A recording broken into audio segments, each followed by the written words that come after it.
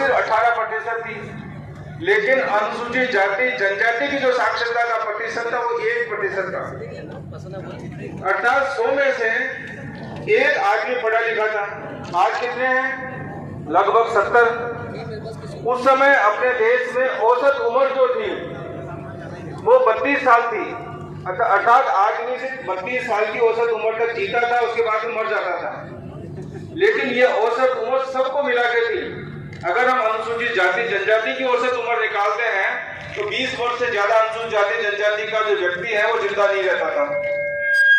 कारण क्या था कि रोजगार के साधन नहीं थे, भूखों लोग मरते थे, क्योंकि कोई एक जिम्मेदार सरकार नहीं थी। भारत जो बाबा साहब अम्बेडकर साहब हैं, उन्होंने संविधान बनाया और उस संविधान में वो सब तथ्य उन्होंने लिखे कि किस तरीके से इस देश के नागरिकों का विकास हो, जिसमें अनुसूचित जाति जनजाति के जो लोग हैं, महिलाएं हैं, उनका समानता के साथ विकास हो।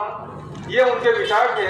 और जो भारत का जो संविधान बना उसके प्रीएम्बल में हम लोग देखते हैं, उसमें यही लिखा है कि हम भारत के लोग, अर्थात सब देश के सब लोग बराबर हैं। और उस संविधान में स्वतंत्रता की बात कही। स्वतंत्रता किस चीज की? अपनी धर्म की स्वतंत्रता है, बोलने की स्वतंत्रता है, काम की स्वतंत्रता है, बसने की स्वतंत्रता, ये बाबा साहब ने हमको दी। एक समय था जब इस देश में आजादी के पहले भी चुनाव होते थे, लेकिन सबको वोट देने का अधिकार नहीं था। महिलाओं को वोट देने का अधिकार नहीं। जो ज्यादा पढ़ा लिखा है उसके वोट की वैल्यू ज्यादा होती थी, सेठ जी है उसके वोट की वैल्यू ज्यादा होती थी। लेकिन बाबा साहब ने जिस दिन संविधान बनाया उस दिन हर व्यक्ति के वोट की वैल्यू समान है।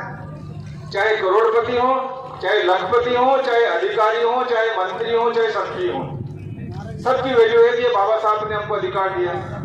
बाबा साहब ने समानता की बात कही कि सामाजिक समानता हो।